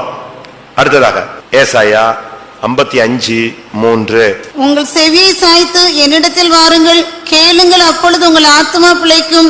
தாவீதுக்கு அருளின நிச்சயமான கிருபைகளை உங்களுக்கு நித்திய உடன்படிக்கையாக ஏற்படுத்துவேன். தாவீதுக்கு அருளின நிச்சயமான கிருபை. தாவீத மாதிரி கிருபையை புகழ்ந்தவனும் கிடையாது, கிருபையை பெற்றுக்கொண்டவனும் கிடையாது, கிருபையிலேயே ஓட்டத்தை ஜெயமா முடிச்சவனும் யாரும் கிடையாது. கிருபையை பத்தி ரொம்ப பேசுனது தாவீது தான். ஏன்னா கிருபையை அனுபவிச்சது அவன் தான். எத்தனையோ விழுகை, எத்தனையோ யுத்தங்கள், எத்தனையோ ரத்தம் சிந்துதல், எவ்வளவோ போராட்டம், வீட்டுல போராட்டம், சிங்கத்திட்ட போராட்டம், கவலையாத்திட்ட போராட்டம், கரடிட்ட போராட்டம், அண்ணன்ட்ட போராட்டம், மாமனார்ட்ட போராட்டம், மனைவிமார்கள்ட்ட போராட்டம், சொந்த பிள்ளைகள்ட்ட போராட்டம், பெலிஸ்தர்கள்ட்ட போராட்டம், அம்மோன் போராட்டம், மோவாபியர் போராட்டம், இவன் எங்க போனாலும் இவன் வாழ்க்கையில பிரச்சனை தான். ஆனா அவ்வளவுத்தையும் ஜெயிச்சுக்கிட்டே இருப்பான். அந்த ஃபைனல் ரவுண்ட் வரும்போது யாரு ஜெயிச்சிருவா? தாவீது ஜெயிச்சிருவான். காரணம் என்ன? தேவன் அவனுக்கு கொடுத்த மாறாத கிருபை. ஒரு இடத்துல ஜெபிக்கிறான், கிருபையை மட்டும் என்னை விட்டு நெஞ்சிடாதீங்க, எடுத்துடாதீங்க. வாசிங்க, ஒரு இடத்துல சொல்றான், ஆண்டவரே உம்முடைய கிருபையை மட்டும் என்னை விட்டு எந்த சூழ்நிலையிலையும் விலக்கிடாதீங்க, என்னுடைய அந்த லெவலுக்கு என்னை கொண்டு போயிடாதீங்க. உம்முடைய சமூகத்தை என்னை விட்டு, உம்முடைய சமூகத்தை விட்டு என்னை தள்ளாமலும், உம்முடைய பரிசுத்த ஆவியை என்னை விட்டு எடுத்துக்கொள்ளாமலும். 66 சங்கீதம் 20ஆம் வசனம், 66:20. என் ஜெபத்தை தள்ளாமலும் தமது கிருபையை என்னை விட்டு விலக்காமலும் இருந்த தேவனுக்கு ஸ்தோத்திரம் உண்டாவதாக. அவனுக்கு இந்த பத்சேபால் பிரச்சனையில சிக்கிட்ட உடனே பயந்துட்டான். அந்த பிள்ளை செத்து போச்சு, கேவலமாய் செத்து போச்சு, அடி வாங்கிடுச்சு, பயங்கர ஒரு நெருக்கம் வந்தவனே மிரண்டு போயிட்டு கத்த ஆரம்பிச்சிட்டான், ஆண்டவரே. அதுக்கு பிறகு பார்த்தான், கத்தர் மன்னிச்சுட்டாருன்னு உடனே தான் சொல்றான், உன்னுடைய கிருபை என்னை விட்டு விலக்காமலும் இருந்த தேவனுக்கு ஸ்தோத்திரம். ஏன்னா அவனுக்கு நல்லா தெரியும், கண்ணு முன்னால சவுலை விட்டு எதை விலக்கிட்டாரு, எதை விலக்கியாச்சு, கிருபையை விலக்கிட்டாரு. அந்த கிருபை விலகின உடனே சவுலுடைய லைஃப் சூசைடுக்கு போய் நின்னுடுச்சு. வாசிங்க, கிருபையை விலக்க, கிருபை அவனை விட்டு விலகிடுச்சு. அப்படி ஒரு வசனம் இருக்கு. 2 சாமுவேல் 7:15. உனக்கு முன்பாக நான் தள்ளிவிட்ட சவுலிடத்தில் இருந்து என் கிருபையை விலக்கினது போல அவனை விட்டு விலக்க மாட்டேன். பாத்தீங்களா, உனக்கு முன்னால இருந்த சவுலை விட்டு என்னுடைய கிருபை விலக்கிட்டேன், ஆனா உன் சந்ததிக்கோ உனக்கோ என்னுடைய கிருபை விலக்க மாட்டேன்னு சொல்றேன். அந்த கிருபை இருந்துச்சுன்னு சொன்னா உங்க சிங்காசனம் ஸ்டாண்ட் ஆகும். சரி, தாவீதுக்கு கிருபை அளிக்கப்பட்டதுக்கு காரணம் என்ன? நம்ம பாயிண்ட் தீம்க்கு வந்துடணும். நோவாவுக்கு பேழை, லோத்துக்கு ஜீவ பாதை, ஆபிரகாமுக்கு ஒரு சந்ததி ஜெயஜீவி, யோசேப்புக்கு ஒரு சிங்காசனம், மோசேக்கு ஒரு நடத்திப்பு, தாவீதுக்கு ஏன் நிலையான தாவீதுக்கு ஏன் கிருபை கொடுக்கப்பட்டதுன்னா யுத்தத்துல ஜெயிக்கிறதுக்கு அல்ல. அவனால தேவனுடைய ஆலயத்தை கட்ட முடியல. ஆண்டவர் சொல்லிட்டார், நீ தேவனுடைய ஆலயத்தை எல்லாம் கட்ட முடியாது. அப்ப அவனுக்கு தேவன் அந்த கிருபை கொடுத்ததுக்கு காரணம் என்ன தெரியுமா? நிலையான வீடு. அதான் டார்கெட். நமக்கு அது புரியாது. ஜெயிக்க வச்சுட்டாரு, சிங்காசனத்துல கொண்டு வந்துட்டாரு, இப்ப எல்லா போராட்டத்தையும் விட்டாரு, எல்லாம் செஞ்சான். ஆனா அவனால எதை கட்ட முடியல? பிரதிஷ்டையே பண்ணிருந்தாங்க. நான் படுக்கையில ஏற மாட்டேன், மெத்தையில படுக்க மாட்டேன், என் கண்ணுக்கு தூக்கமே வரவிட மாட்டேன், என்னெல்லாமோ பிரதிஷ்டை பண்ணிருந்தான். எதுக்கு? யாக்கோபின் வல்லவருக்கு நான் ஒரு ஆலயத்தை காண்ற வரைக்கும் நான் எதையுமே தொட மாட்டேன்னு சொன்னான். அவ்வளவு தீவிரமா இருந்த மனுஷனை ஆலயத்தை கட்டக்கூடாதுட்டாரு. நீ கட்ட முடியாது, கட்ட மாட்டாய், உனக்கு அந்த பெர்மிஷன் கிடையாது. ஆனா கடைசியில சொல்றாரு, நான் உனக்கு நிலையான வீட்டை, அதான் அவனுக்கு பரலோகத்துல ஒரு இடம், அது அவனுக்கு கன்ஃபார்ம் ஆயிடுச்சு. நமக்கு பரலோகத்துல ஒரு இடம் கன்ஃபார்ம் ஆகணும், அதுதான் ரொம்ப முக்கியம். 2 சாமுவேல் 7ஆம் அதிகாரம், நிலையான வீட்டை நான் உனக்கு கட்டுவேன். வாசிங்க 11. உன்னுடைய எல்லா சத்துருக்களுக்கும் உன்னை நீங்களாக்கி இளைப்பாறவும் பண்ணினேன், இப்போதும் கர்த்தர் உனக்கு வீட்டை உண்டு பண்ணுவார் என்பதை கர்த்தர் உனக்கு அறிவிக்கிறார். கர்த்தர் உனக்கு ஒரு வீட்டை உண்டு பண்ணுகிறார். எந்த வீடு? இவன் அரண்மனையில் இருக்கானே.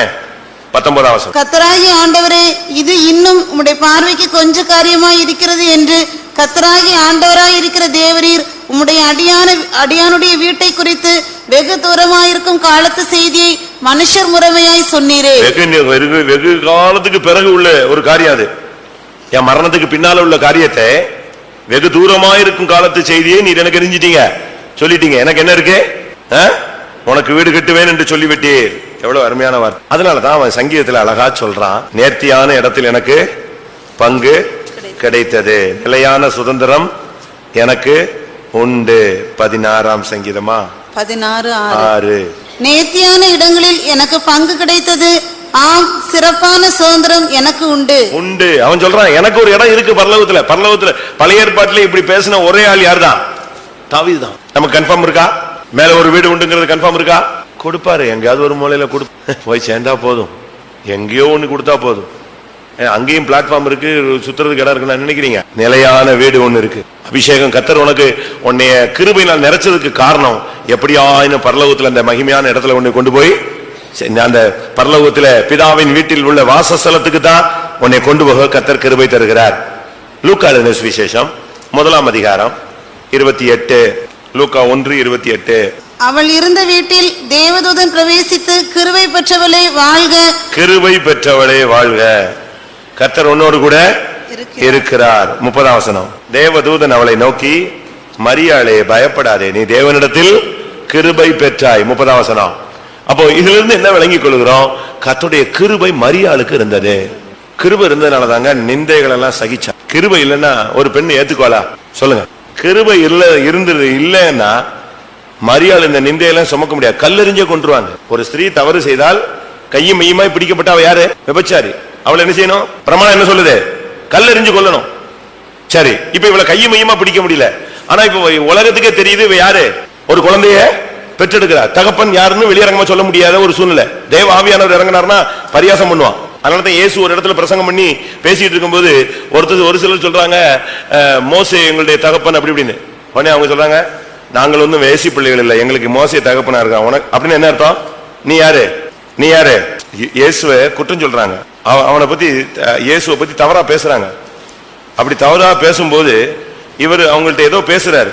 உடனே அவங்க சொல்றாங்க, நாங்க எங்களுக்கு தகப்பன் ஆபிரகாம், நாங்க வேசியின் பிள்ளைகள் இல்லை, எங்கிட்ட என்னத்தையா நீ பேசிட்டு இருக்காத அப்படிங்கிறாங்க. யோவான் 8ஆம் அதிகாரம் 41ஆம் வசனம்.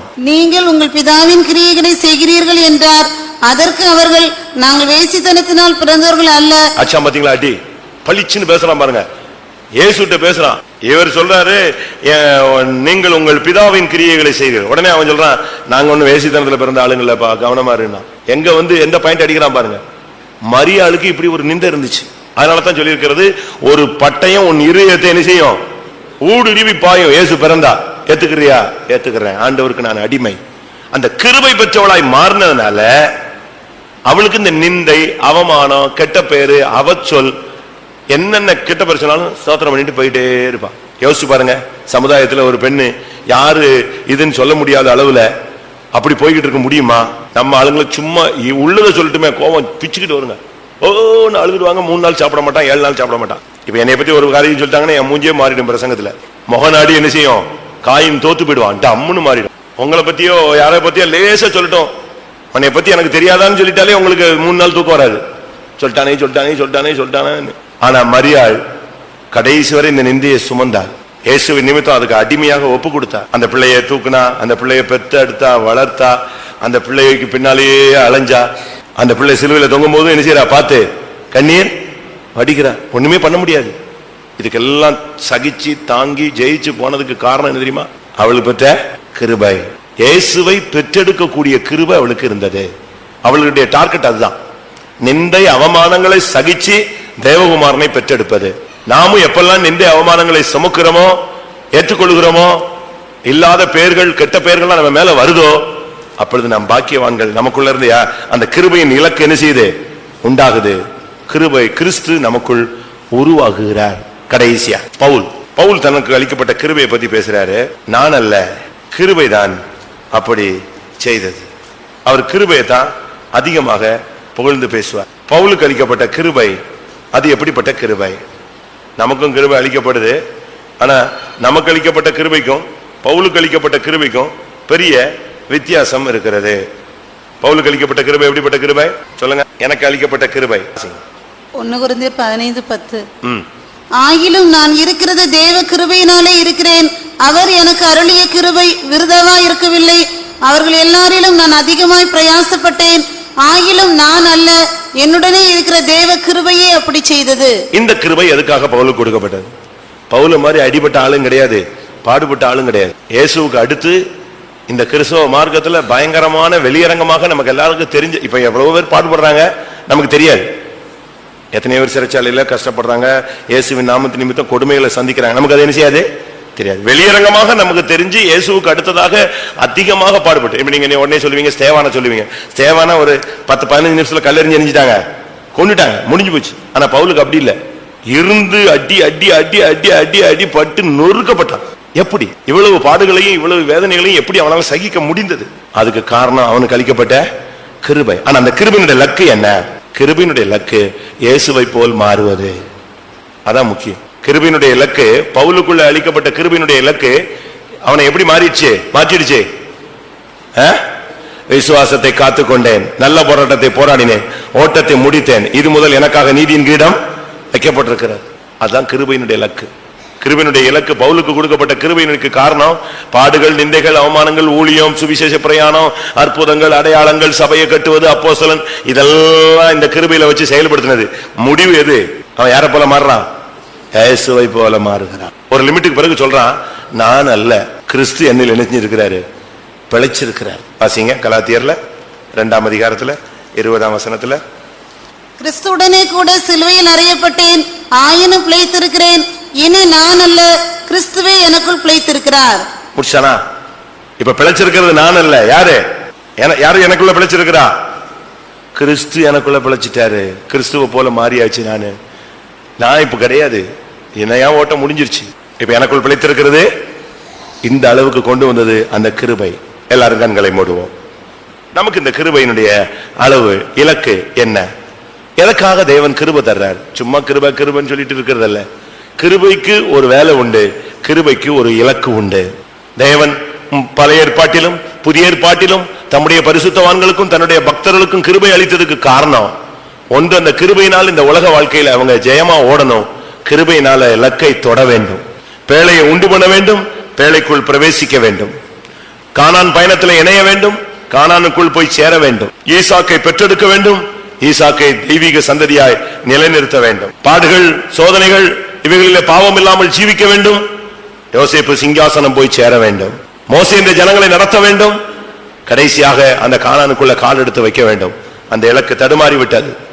தாவீதுக்கு எவ்வளவோ காரியங்களை கர்த்தர் வெளியரங்கமாக சொன்னாலும் கடைசியாக சொன்னார், உனக்கு நிலையான வீடு உண்டு, நேர்த்தியான இடத்துல உனக்கு ஒரு பங்கு உண்டு. மரியாளுக்கு பல நிந்தைகளை சுமந்தாள், இயேசுவை பிறப்பித்தாள். பல பாடுகளை பட்டான் பவுல், இயேசுவை போல மாறினான், கிறிஸ்து பிழைத்திருந்தார். இந்த கிருபை நமக்கு போதுமானது. எல்லாரும் கண்களை மூடுவோம். 1 நிமிஷமோ 2 நிமிஷமோ சரண்டர் பண்ணிட்டா போதும். மரியாள் ரொம்ப பெரிய எல்லாம் ஜெபம் பண்ணல, ஹல்லேலூயா ஆண்டவரே எல்லாம் பேசல, கண்ணை மூடிட்டு ஒரு வார்த்தை சொன்னா, இதோ நான் ஆண்டவருக்கு அடிமை, அவ்வளவுதான். கர்த்தர் உடனே தன்னுடைய வேலையை ஸ்டார்ட் பண்ணிட்டார். இப்ப கண்ணை மூடி நெடுமுழங்கால் போட்டு நீங்க சொல்லுங்க, ஆண்டவரே உம்முடைய கிருபைக்கு நான் அடிமை. இந்த கிருபையை வைத்து நீர் எனக்குள் என்ன செய்ய விரும்பி என்னை இந்த பூமியில கொண்டு வந்தீரோ அதை நிறைவேற்றும். எந்த காரியத்தில் நான் முறிவு பெற வேண்டும் என்று விரும்பினீரோ அந்த இலக்கை அடைய அந்த கிருபையினால் எனக்கு உதவி செய்யும். அது எனக்கு போதும். கிருபையினால் சிங்காசனம் ஸ்தாபிக்கப்படும். கிருபையினால் இந்த பாடுகளை நாம் சகிப்போம். கிருபையினால் இந்த பாதையில் முன்னேறுவோம். கிருபையினால் இந்த பாதையில் ஜெயிப்போம். கிருபையினால் இயேசு வரும் பொழுது மறுரூபம் அடைவோம். கிருபைக்கு கொஞ்ச நேரம் இடம் கொடுங்க பார்க்கலாம். கிருபையின் ஆவியை நான் ஊற்றுவேன் சொன்னாரே, அந்த கிருபையின் ஆவி இப்பொழுது இந்த கூட்டத்தில் இருக்கிறவங்க எல்லாரும் மேல ஊற்றப்படட்டும்.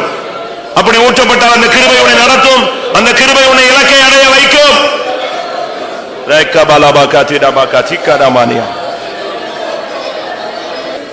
Hallelujah.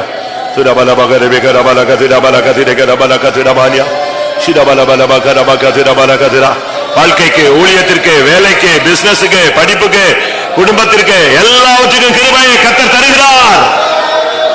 ஹல்லேலூயா. எதிர்ப்புகள், போராட்டங்கள், யுத்தங்கள் எல்லாவற்றையும் ஜெயிக்க கிருபை. சகிக்க, சுமக்க, தாங்க, விட்டு கொடுக்க, தாழ்ந்து போக கிருபை தருகிறார்.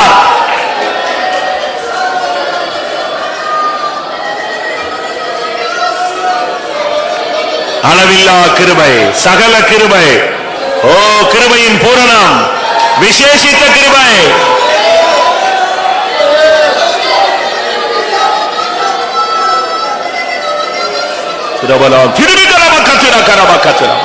ஒரே ஒரு நிமிஷம், கர்த்தாவே எனக்கு கிருபை தாரும், இந்த பாதையில நான் ஜெயிக்க கிருபை தாரும். எல்லாரும் கண்ணை மூடி ஒரு நிமிஷம் ஜெபம் பண்ணுங்க. ஹல்லேலூயா.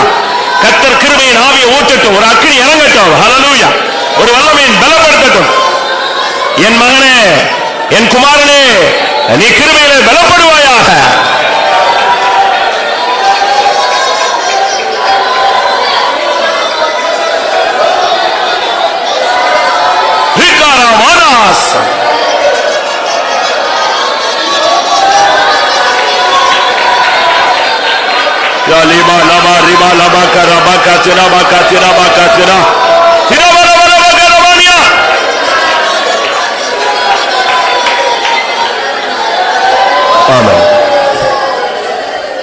இன்னைக்கு இரவு குறிப்பாக நீங்கள் கிருபைக்காக ஜெபியுங்கள். இன்றைக்கு இரவு ஒரு கிருபையின் இரவாய் மாறட்டும். வீட்டுக்கு போனாலும் நீங்க கண்களை மூடி ஆண்டுடைய பிரசன்னத்தில் கொஞ்ச நேரம் தரித்திருங்கள். உங்கள் நிலவரத்தை வெளியரங்கமாக்கி அந்த வெளியரங்கமான கோலத்தில் கிருபை வரும்படியாக இடம் கொடுங்கள். கிருபை நடத்தும், கிருபை உன்னை பூர்ணப்படுத்தும். கர்த்தருடைய சமூகத்துக்காக ஸ்தோத்திரம் பண்ணுவோம். கிருபைக்கு ஒப்பு கொடுத்து ஸ்தோத்திரம் பண்ணுவோம். எல்லா மகிமையும் அவருக்கே செலுத்தி ஸ்தோத்திரம் பண்ணுவோம்.